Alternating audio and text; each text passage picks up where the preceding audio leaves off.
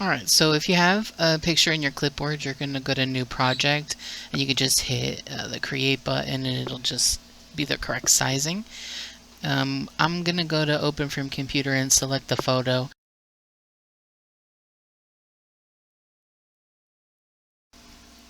Okay, so if you go to Curves, basically the rule the best rule that you want to follow is like the dot at the bottom will go to the right, the dot at the top will go to the left.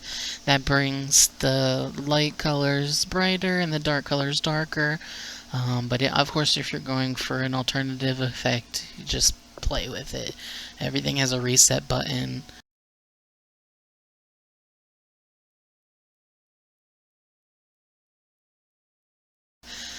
So this is the filter gallery. There's just a bunch of stuff here. I mean, really, there's no really right or wrong thing. They give you a pretty good idea in the previews of what it's going to do, but there's a lot of customization in the sliders and stuff, so like I said, really just play around with it. When you're happy with it, press OK. Now we're going to go into the layer styles. This is something else that you can do a lot with. What I'm doing here is I'm going to apply an overlay. So just pick whatever color you want, and in that drop down where it says normal, just kind of go through these. You can use the up and down arrows. It'll make your life a lot easier. And just see what you think looks cool. Like, maybe you're happy with the way that it looks right now. Just because I guess I know what other things I want to fuck around with, I'll just be able to tell, like, what looks good for where I may end up going, and you may end up surprised. Like, I didn't think I was gonna like this, but it kind of looks like modeled flesh or something, and I was just kind of fucking with it. So I was like, alright, let's just stick with that and see what else I can do. So just like we went through the adjustment layers within that color overlay, each layer can have adjustment layers adjusted. Yeah. So again, I'm just using the up and down arrows, going through, seeing what it does. And you may think like, oh, I like what this does here. Let me go fuck around with the adjustment layer I just put on the color overlay. You know, there's really a lot of customization that you can do.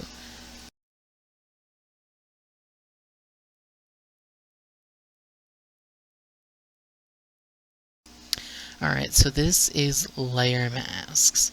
Now, basically a layer mask, it only works in black and white, and it's really like black will reveal and white will hide. It might be vice versa. So basically you're painting over the image and you're telling it what to hide and what to reveal depending on the layer. So because this is on the heavily edited layer and the background layer is still visible, then when it's painted with black over, it's gonna basically erase the parts from the top image and show through that background image. And this is a way to like non-destructively edit things, as opposed to using like the eraser where it would just be a lot more steps to try and get things back to the way that they were.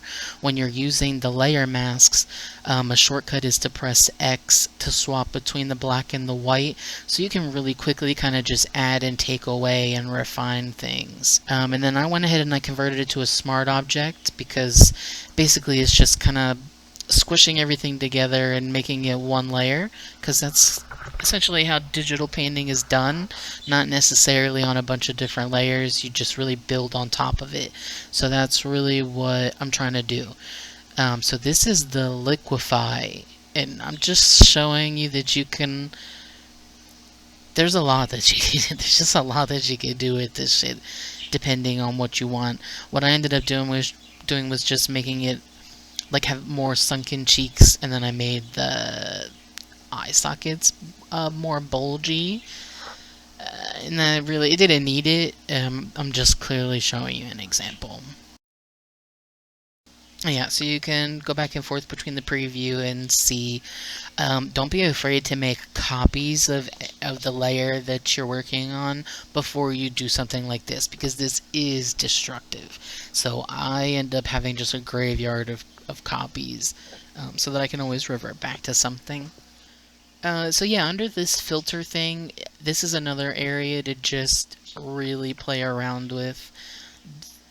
Some of them, I would say, are pretty self-explanatory.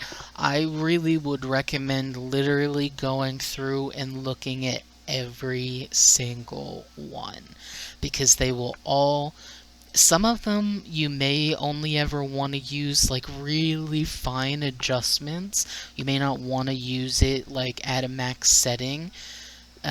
This one I'm doing reduce noise, and it's gonna try and smooth out the flesh, if we want to call it that.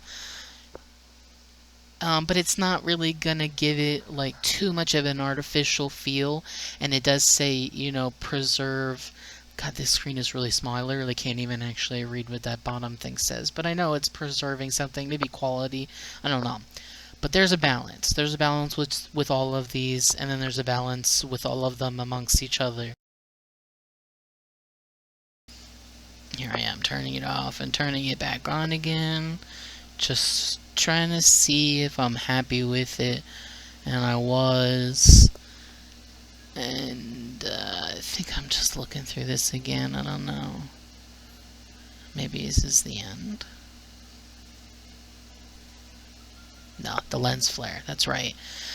This photo just in particular had a good opportunity. I really do not use this, but I kind of liked the way that it looked. So I pretty much just selected the lens flare that I wanted, and you just drag it over to where it clearly makes sense. And it added a cool little effect. It really, I don't know. I thought it looked okay. So hue and saturation is something that's pretty easy, again, that you can go in and mess with.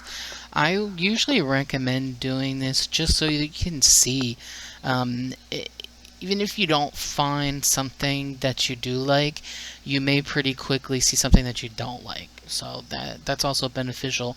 And fucking with those drop downs where you can adjust which channel that you're working with, that's also really handy. So I think what my goal is right now is I'm trying to, oh yeah, so I'm kind of just fucking with like the texture on the flesh. Trying to find the coloring that's gonna just make it look what kind of rotten that I want. And then I go into messing with the saturation of the eyes, because I wanted them to retain that. Alright, so then I was looking at Posterize and Threshold. These are two really cool tools that you can use.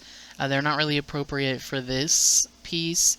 They definitely have their uses, especially if you were doing the method of duplicating the layer, applying an effect, and then using the blending mode to kind of just have it be an overlay.